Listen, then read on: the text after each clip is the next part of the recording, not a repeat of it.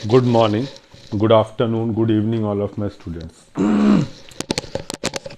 Video number 4 में हम लोगों ने जो है एमएन टेस्ट के बारे में चर्चा किया हुआ था और मैंने वहाँ पे कहा था कि हम लोग एमएन टेस्ट के रिगार्डिंग बहुत सारे क्वेश्चंस को सॉल्व करने का प्रयास करेंगे कि यूनिफॉर्म कन्वर्जेंस बहुत आसानी के साथ इस एमएन टेस्ट के माध्यम से ट्रेस आउट किया जा सकता है। एक बार मैं एमएन टेस्ट के स्टेटमेंट को फिर से रिकॉल कर रहा हूँ।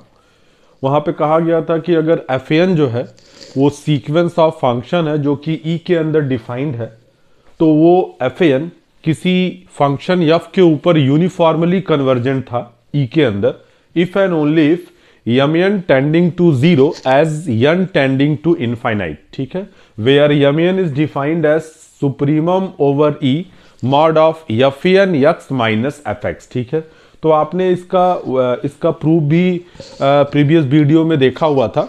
इस वीडियो में हम लोग इससे रिलेटेड कुछ क्वेश्चंस के बारे में चर्चा करेंगे जो कि आपके कॉम्पिटिटिव पॉइंट ऑफ व्यू से और एग्जामिनेशन पॉइंट ऑफ व्यू से महत्वपूर्ण होते हैं। और अगर आप आगे हायर स्टडीज़ में जाएंगे, तैयारी करते हैं, तो उन सब दृष्टिकोण से भी एमएन टेस्ट का काफ़ी इंपॉर्टेंट रोल है। ठीक है, तो सबसे पहले तो हम आपके पास ये जो क्वेश्चन बोर्ड पे ऑलरेडी लिखा हुआ है कि अगर कोई n जो है नेचुरल नंबर में बिलोंग करता है तो sequence of function f n x upon 1 plus n x square, जिसका डोमेन जो है वो क्लोज इंटरवल 0,1 है, तो कहता है साबित करिए कि ये एफ एन जो है इस क्लोज इंटरवल 0,1 में यूनिफॉर्मली कन्वर्स करना चाहिए। ठीक है, तो आपका एजेंडा सबसे पहला कि इसका पॉइंट वाइज लिमिट क्या होगा, ये पॉइंट वाइज कन्वर्जेंस है कि नहीं है, और अगर ये पॉइंट वाइज कन्वर्जेंस होता है तो उसके बाद हम लोग इसके लिमिटिंग वैल्यूज इसके यूनिफॉर्म कन्वर्जेंस के बारे में जानने का प्रयास करेंगे और उसके लिए हम लोग जो है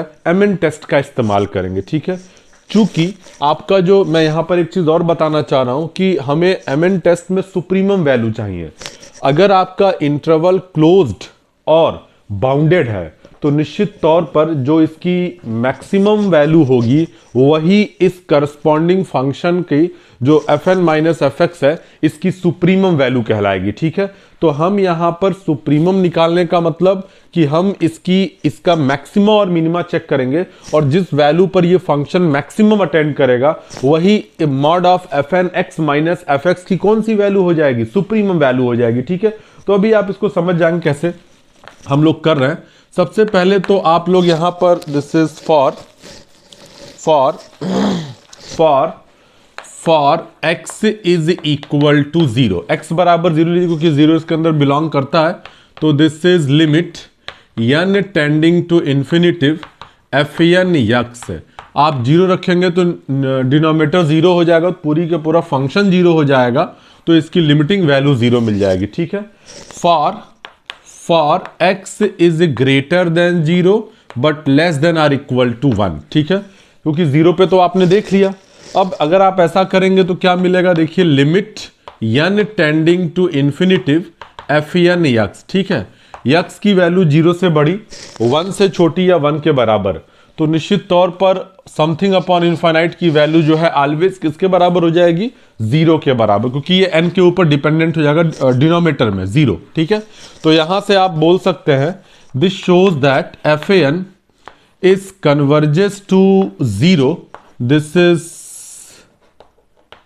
point wise on close interval 0,1 close interval 0,1 such that f of x is equal to 0, f of x is equal to 0, मतलब आपका फंक्शन जो है वो 0 के ऊपर पॉइंट वाइज कन्वर्जेंट है, जहां पर fx मतलब जो f की वैल्यू है 0 के बराबर। ठीक है, अब आपको एमएन टेस्ट की तरफ आगे बढ़ना है। इसके लिए हमें क्या करना होगा, y is equal to define करिए this is mod of f n x minus f x. ठीक है, कहीं कहीं किन्हीं किन्हीं किताबों में इस वैल्यू को मॉड ऑफ y लिखा है। मॉड ऑफ y तब आप इंट्रोड्यूस करिएगा जब अंदर वाली क्वांटिटी जो है वो निगेटिव आए, तो मॉड लगने से वो पॉजिटिव की तरह बिहेवियर हो जाएगा, और जो वैल्यू निकालेंगे आप मॉड ऑफ y की मैक्सिमम वैल्यू निकालेंगे। ठीक है, बहरहाल यहां पर रिजल्टेंट आपका पॉजिटिव आने वाला है, क्योंकि x हमेशा जो है 0 और 1 के बीच लाई करता है, तो निश्चित तौर पे जो भी वैल्यूज आएंगी वो आपकी पॉजिटिव वैल्यू आएंगी,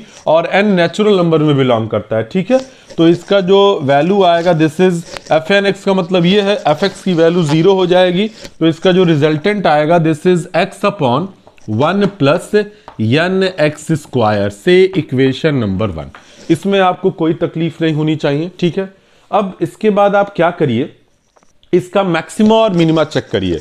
तो आपने इंटरमीडिएट लेवल पर concept of the maxima minima of the single variable पढ़ा होगा कि for the maxima minima first of all you calculate dy upon dx, और after that you can equate dy by dx is equal to 0, and then after you can find out the value of x, and then आप उसका second derivative निकालते हैं, और अगर second derivative उस बिंदुओं पर नेगेटिव आता है तो आपका फंक्शन उस करस्पॉन्डिंग पॉइंट पर हमेशा जो है मैक्सिमम अटेंड करता है। ठीक है, तो हमारा एजेंडा यहां पर वही होगा जो हमने इंटरमीडिएट लेवल पे देखा होगा। ठीक है, तो now you can firstly calculate this is dy upon dx। ठीक है, तो here we can apply the quotient rule of the differentiation. ठीक है, तो जब आप डिफरेंशिएशन का कोसेंट रूल लगाएंगे तो 1 प्लस एन एक्स स्क्वायर का whole square, this is 1 plus n x square, x का डिफरेंशिएशन 1। ठीक है, माइनस एक्स, और इसका डिफरेंशिएशन एक्स के रिस्पेक्ट में 2 एक्स। ठीक है,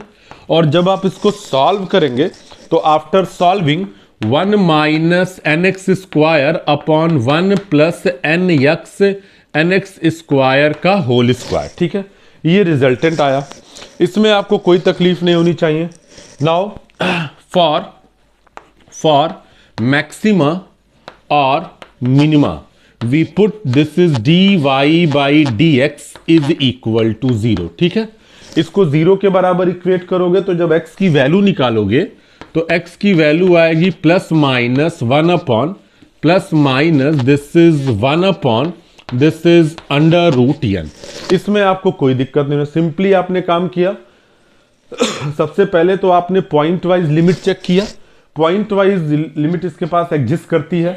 उसके बाद y is equal to mod of f n x minus f x निकाला, इसको इस फार्मूले से कैलकुलेट कर लिया। ठीक है, उसके बाद आपने dy by dx निकाला, dy by dx आसानी के साथ निकाल सकते हैं, इसको 0 के बराबर इक्वेट किया और x का पॉइंट निकाला। ठीक है, अब x की 2 पॉइंट्स मिले हैं, मुझे नहीं पता कि किस पर मैक्सिमम अटेंड करने वाला है, लेकिन किसी एक पॉइंट पर निश्चित तौर पर आपका जो फंक्शन होगा वो मैक्सिमम अटेंड करेगा। ठीक है, तो अब इसके लिए आपको सेकेंड डेरिवेटिव को निकालना पड़ेगा। ठीक है, तो जब आप सेकेंड डेरिवेटिव निकालेंगे d2y अपॉन dx स्क्वायर, तो you can again implement the quotient rule of the differentiation. ठीक है, तो this is 1 plus n x square पर 4। ठीक है, और ये हो जाएगा 1 प्लस एन एक्स स्क्वायर का होल स्क्वायर इनटू, जब आप इसको डिफरेंशिएट करोगे तो माइनस 2n एक्स, सिंपल सा रूल है, बीच में माइनस लगा लिया। ठीक है,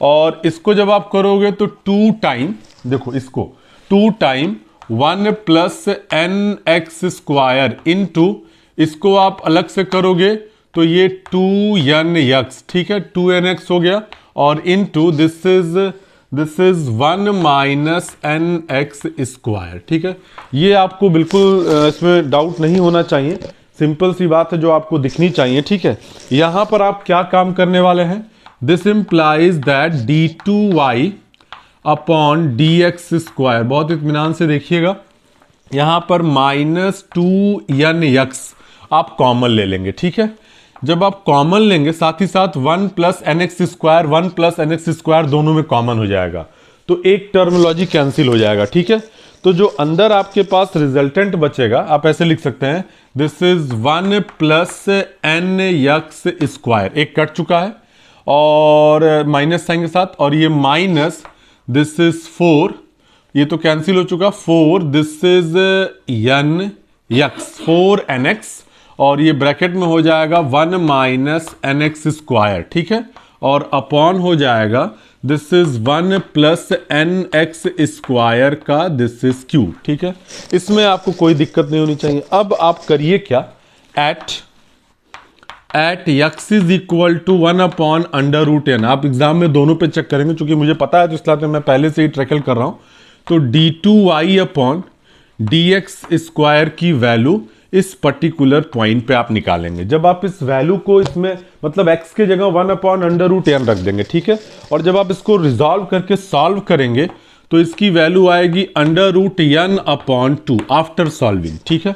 आप जब इसको सॉल्व करके देखेंगे तो इसकी वैल्यू आएगी -√n/2, और ये किसी भी नेचुरल नंबर के लिए हमेशा निगेटिव वैल्यू है, ठीक है। जब ये निगेटिव है तो y जो होगा y is maximum at 1/, this is √n, and so y max, ठीक है। y की वैल्यू आपको इसमें सीधे सीधे x की जगह 1/√n रख देना है, ठीक है। 1/√n जैसे ही आप इसको रखेंगे, इसको सॉल्व करेंगे तो ये वैल्यू आएगी 1/√2n। इसमें आपको कोई तकलीफ नहीं होनी चाहिए, ठीक है।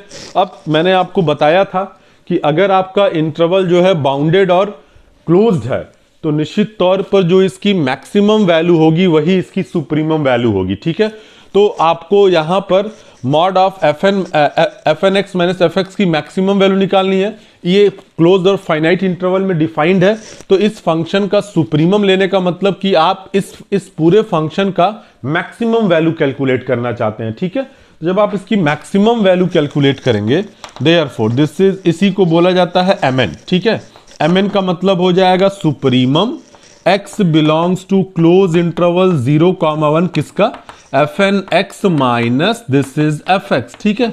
और इसका मतलब हो जाएगा this is maximum of y, and इसका मतलब हो जाएगा 1/√2n, ठीक है।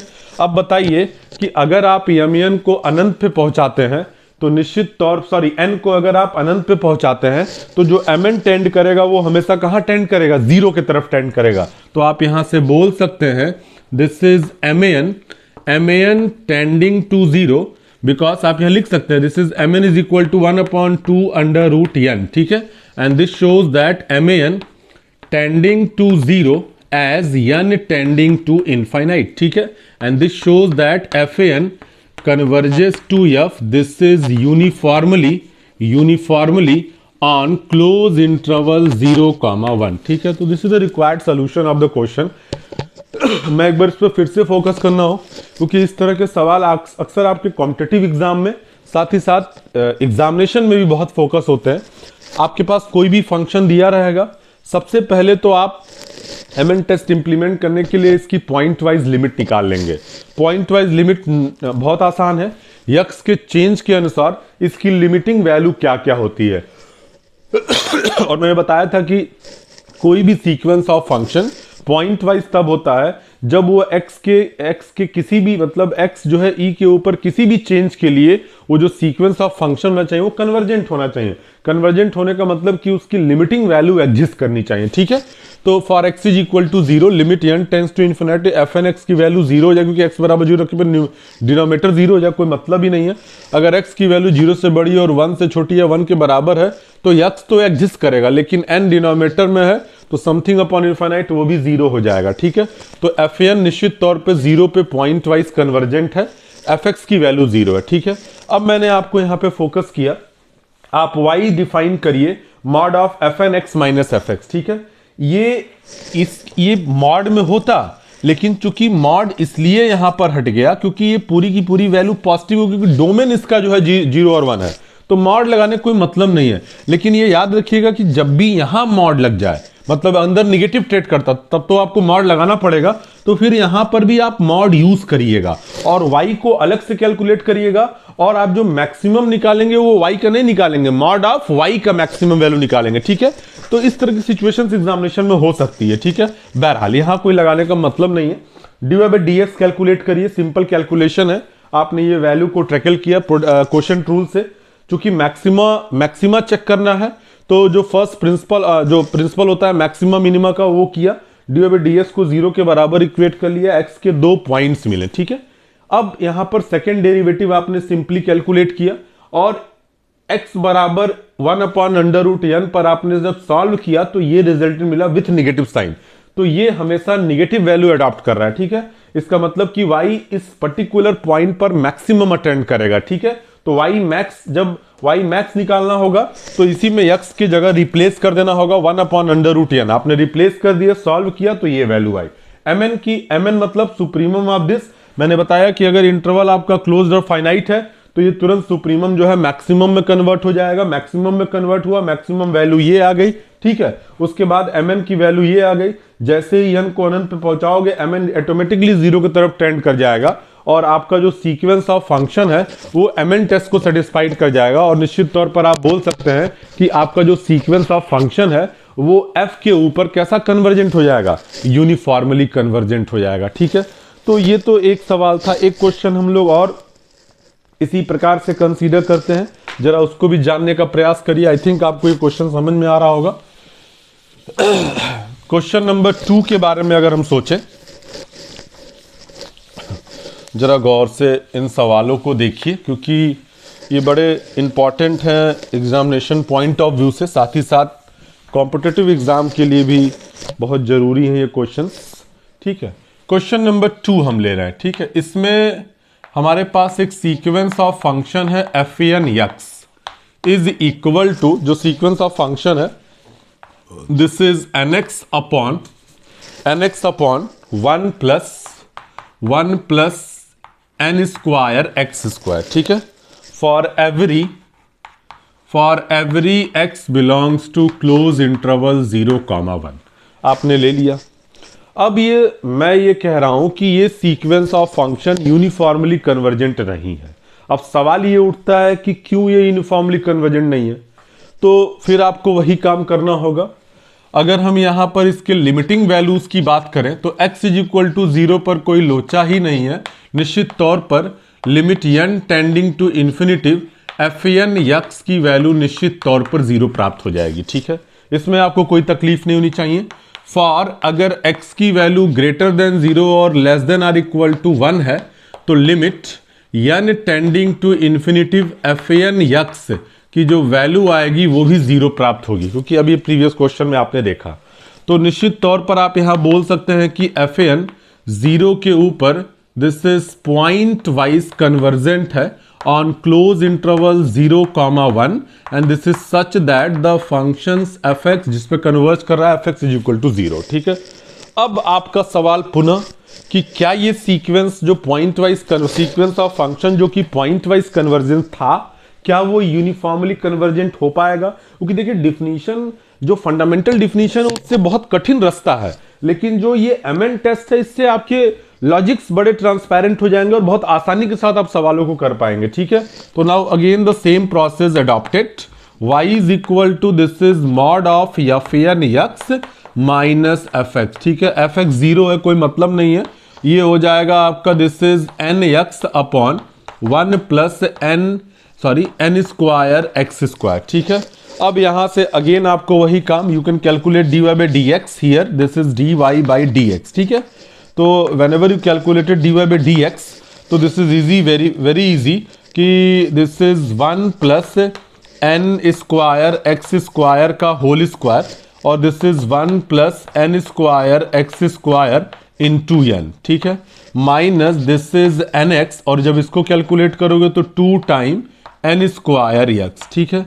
इसको आप हल्का सा रिजॉल्व कर सकते हैं, इन दोनों में n कॉमन हो जाएगा, n कॉमन ले लिया, ठीक है, और यहाँ से x और x मिलके x स्क्वायर हो जाएगा और ये हो जाएगा 1 minus n square x square upon नीचे हो जाएगा 1 plus n square x square का होल स्क्वायर। इसमें आपको कोई तकलीफ नहीं होनी चाहिए, ठीक है। Now we can calculate for the maxima and minima, for maxima और minima again dy by dx is equal to 0. This implies that again x is equal to plus minus 1 upon n, plus minus 1 upon n। अब यहाँ जो x की value प्राप्त हुई वो plus minus 1 upon n, ठीक है। अब बहुत आसान सी बात है, इसका सेकेंड डेरिवेटिव आप कैलकुलेट करिए, ठीक है। Now again we calculated this is d2y upon dx square. देखिए मैं इन कैलकुलेशन पे बहुत फोकस नहीं कर रहा हूँ क्योंकि ये सब बहुत इजी कैलकुलेशंस हैं जिनको आप खुद भी कर सकते हैं। तो मैं केवल कॉन्सेप्ट पर यहाँ पर आप लोग को समझाने का प्रयास कर रहा हूँ। This is n square x square पर पावर 4, ठीक है। n तो कोई मतलब नहीं है, इसको बाहर कर लिया, ब्रैकेट लगाया, ठीक है। ये हो जाएगा 1 plus n square x square का होल स्क्वायर, ठीक है, इंटू इसको कैलकुलेट करिए तो -2n एक्स स्क्वायर, बीच में minus, this is 1 minus n square x square, और ये हो जाएगा 2 time, this is 2 time 1 plus n square x square, और इनटू हो जाएगा this is again 2n square x, ठीक है, 2n स्क्वायर एक्स, ठीक है। जब आप इसको फाइनली सॉल्व करेंगे तो आपके पास जो रिजल्टेंट प्राप्त होने वाला है वो क्या मिलेगा, दिस विल बी, यहाँ पे तो पहली बात तो दोनों में चीज़ें कॉमन हो जाएंगी, n क्यूब तो मेरे ख्याल से नहीं बचना चाहिए, n क्यूब कहाँ से शो कर रहा है, इसको जरा फिर से देखिए, 1 plus n square x square पर पावर 4, n बाहर रखा, ठीक है, इसको अलग से रखा होल स्क्वायर, इसका जब calculate, sorry this is n square is missing, ठीक है। अब यहाँ से जब इसको रिजॉल्व करेंगे तो n इसको बाहर रखा और इसको रिजॉल्व किया, 1 plus n square x square, एक एक टर्म कॉमन हो जाएगा तो जो कैंसिल आउट हो जाएगा, और ये बचेगा आपका -2, this is n square, sorry 2n square x, 2n square x bracket में 1 plus n square x square, ठीक है, माइनस एक कैंसिल हो चुका है, 2 2 4, this is 4n square x, 1 minus n square x square bracket close, और upon हो जाएगा this is 1 plus n square x square पर क्यूब, ठीक है। अब इन सारी वैल्यूज को आप रखकर इसको कैलकुलेट करिए, ठीक है।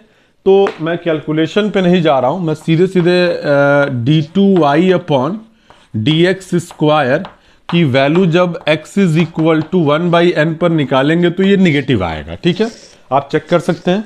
थोड़ा कैलकुलेशन लार्ज है लेकिन आपको ये वेरीफाई करना पड़ेगा, ठीक है। और यहां से हो जाएगा y is maximum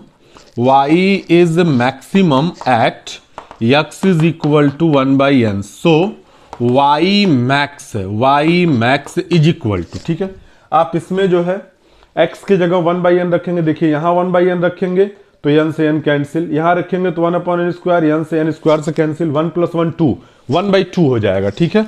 1/2 is the maximum value, ठीक है, for the corresponding function on the closed interval 0,1, that is the very big problem, because mn is equal to, this is supremum of x belongs to close interval 0,1 fn x minus fx, ठीक है, और this is equal to maximum of y and this is equal to half. So this is a very big problem. MN does not converges to 0 as n tending to infinite. भाई 1/2 constant है, n के ऊपर dependent ही नहीं है, तो कहाँ वो 0 पे कन्वर्ज करेगा। तो यहाँ पर आप बोल सकते हैं FAN does not converges to f, this is uniformly on close interval 0,1. तो this is the required solution, ठीक है। तो वर्क बहुत आसान है, करना आपको कुछ नहीं है, थोड़ी सी कोशिश जो है पॉजिटिवली होनी चाहिए, तो आप आसानी से इन सवालों को कर सकते हैं, ठीक है। तो इस क्वेश्चन में आपको कोई डाउट नहीं होना चाहिए, ठीक है। अब इसके बाद एक क्वेश्चन में और कंसीडर करने जा रहा हूं, क्वेश्चन नंबर 3 में इसको रफ कर रहा हूं, इससे बहुत सारे सवाल आपके एग्जामिनेशन में बन सकते हैं, ठीक है। थोड़ा सा कैलकुलेशन में आपको पेशेंस रखना होगा, लेकिन अब हर जगह मैक्सिमम मिनिमा के प्रिंसिपल्स लग जाएंगे इसकी भी गारंटी नहीं है, इस नाते कुछ और भी आपको कॉन्सेप्ट को ख्याल रखना होगा। क्वेश्चन नंबर 3, ठीक है, इसमें हमने ले लिया FAN x, गौर करिएगा, दिस इज 1 माइनस एक्स पर n अपॉन n, ठीक है, x पे n upon n for every x belongs to close interval 0,1, ठीक है। अब ये आपको देखना है कि ये आपका जो क्वेश्चन है क्या ये पॉइंट वाइज कन्वर्जेंट है, और अगर पॉइंट वाइज है तो क्या ये यूनिफॉर्म कन्वर्जेंट होगा। अब इसके बारे में हमें सोचना होगा, ठीक है। इसके लिए हम लोग एक कॉन्सेप्ट का यूज करने जा रहे हैं जिसका आप भी ख्याल रखेंगे एक दूसरे रास्ते से, क्योंकि इसके मैक्सिमम में दिक्कत आएगी। मैक्सिमम निकालने में हो सकता है थोड़ी तकलीफ आए।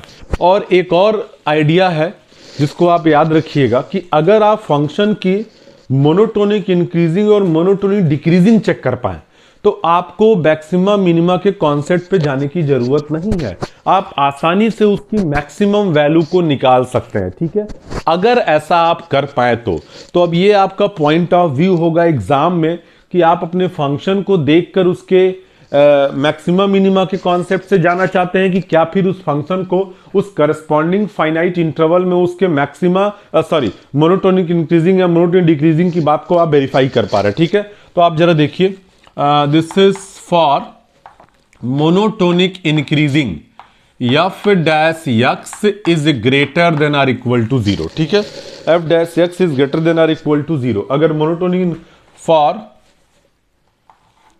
F x is monotonic increasing, ठीक है, f x is monotonic increasing if f dash x is greater than equal to 0 for every x belongs to close interval a comma b. ठीक है, so that is the result. So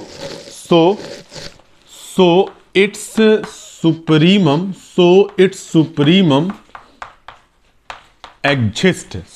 supremum exist at x is equal to b. तो x is equal to b पर इसका supremum exist करेगा। ठीक है, इसी प्रकार से for f x monotonic decreasing means f dash x is less than or equal to 0 for every x is belongs to a comma b. ठीक है, a comma b, so it's supremum exist at x is equal to a. तो that is the concept. ठीक है, लेकिन ये तभी लागू हो पाएगा जब आप फंक्शन की जो है मोनोटोनिक इंक्रीजिंग या मोनोटोनिक डिक्रीजिंग की बात को वेरीफाई कर पाए। ठीक है, तो सबसे पहले तो हम देखें कि आपका सवाल जो है वो पॉइंट वाइज कन्वर्जेंट है कि नहीं, क्योंकि अगर पॉइंट वाइज नहीं होगा तो फिर यूनिफॉर्म कन्वर्जेंस के ऊपर जाने का कोई मतलब नहीं है। ठीक है, तो now for x is lying between 0 to 1, ठीक है, here we calculate limit n tending to infinitive f(n) x। ठीक है, जब x 0 होगा तो निश्चित तौर पर इसकी लिमिटिंग वैल्यू 1 आएगी। ठीक है, और अगर x 0 नहीं होगा तो इसकी लिमिटिंग वैल्यू तब भी 1 आएगी, क्योंकि limit n tends to infinity 1 minus x पर n अपॉन n। देखिए, अगर x 0 और 1 होगा तब तो डिनोमिनेटर में 1 अपॉन n है, अलजेब्रा ऑफ द लिमिट्स में लिमिट इन्फिनिट इस पे टेंड करेगा, इस पे भी हो जाएगा और ये वैल्यू 0 हो जाएगी। ठीक है, लेकिन लिमिटिंग वैल्यू जो है 0 और 1 के बीच है, तो निश्चित तौर पर यहां पर अगर 0 और 1 के बीच है तो ये फ्रैक्शन नंबर आएगा और इस पूरे को वो नीचे लेके चला आएगा और इसकी जो लिमिटिंग वैल्यू आएगी सेकेंड टर्म की वो हमेशा 0 आएगी।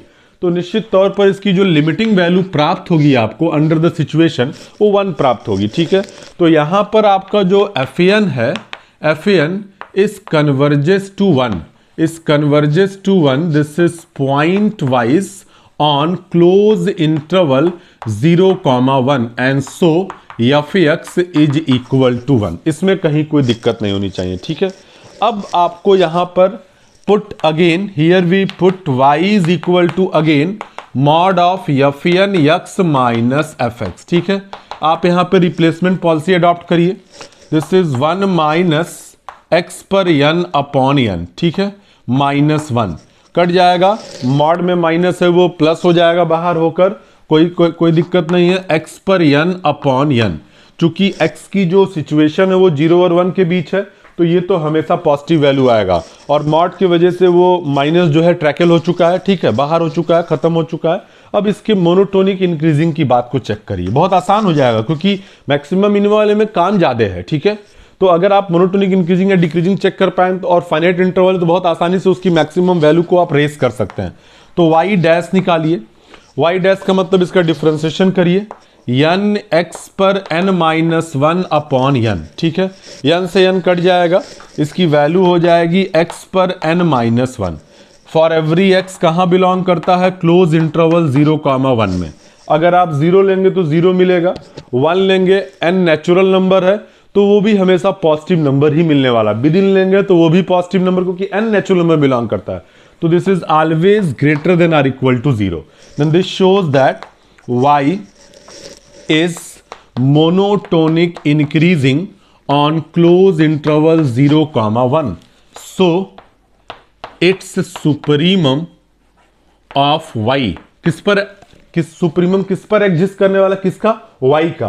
किस पे एग्जिस्ट करेगा, at x is equal to 1 पर। At x is equal to b लिखा हुआ, b के जगह क्या 1, तो जब आप 1 इसमें रखोगे तो 1 पे पावर n का मतलब 1, नीचे n बचा रहेगा, दिस इज 1 अपॉन n। ठीक है, ये सुप्रीमम वैल्यू मिली।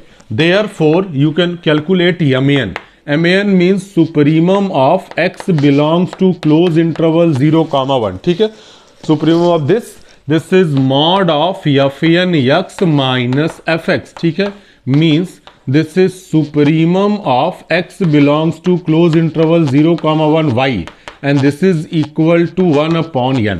अब ये n के ऊपर डिपेंडेंट है mn, तो निश्चित तौर पर MAN टेंड करेगा 0 पर as n tending to infinite पर, and this shows that FAN is converges to f, this is uniformly on close interval 0, 1। ठीक है, फिर से एक बार आप समझ लीजिए। देखिए मैं बार बार बोल रहा हूं कि अगर फंक्शन का मोनोटोनिक इंक्रीजिंग या मोनोटोनिक डिक्रीजिंग की बात को आप चेक कर पाते हैं तो आपका सवाल बहुत ही आसान हो जाएगा और आसानी के साथ इन सवालों को आप टैकल कर पाएंगे। ठीक है, तो इस सवाल में आपने बड़े आसानी के साथ इसकी मोनोटोनिक इंक्रीजिंग और इंक्रीजिंग की बात को चेक किया। ठीक है, तो यहाँ पर y डैश निकाला तो ये मोनोटोनिक इंक्रीजिंग हो गया, तो अपने फाइनाइट लिमिट की आखिरी वैल्यू पर ये फंक्शन हमेशा मैक्सिमम अटेंड करेगा। डिक्रीजिंग होता तो 0 पे अटेंड करता मैक्सिमम। ठीक है, सुप्रीमम, तो supremum of y is equal to 1 upon n, x बराबर 1 रख दिया। अब चूंकि सुप्रीमम जो है mn 1 अपॉन n के ऊपर डिपेंडेंट है, तो n अगर अनंत पे पहुंचेगा तो mn निश्चित तौर पे 0 पे पहुंच जाएगा। तो निश्चित तौर पर ये MN टेस्ट को सेटिस्फाइड कर रहा है, तो ये जो FAN है इस 1 के ऊपर कैसा कन्वर्जेंट हो जाएगा, यूनिफॉर्मली कन्वर्जेंट हो जाएगा। ठीक है, तो ये कुछ सवाल थे जिनके माध्यम से आप MN टेस्ट को क्लियर कर सकते हैं। नेक्स्ट वीडियो में भी हम लोग MN टेस्ट से ही रिलेटेड कुछ और सवालों के बारे में चर्चा करेंगे। तब तक के लिए बहुत बहुत धन्यवाद।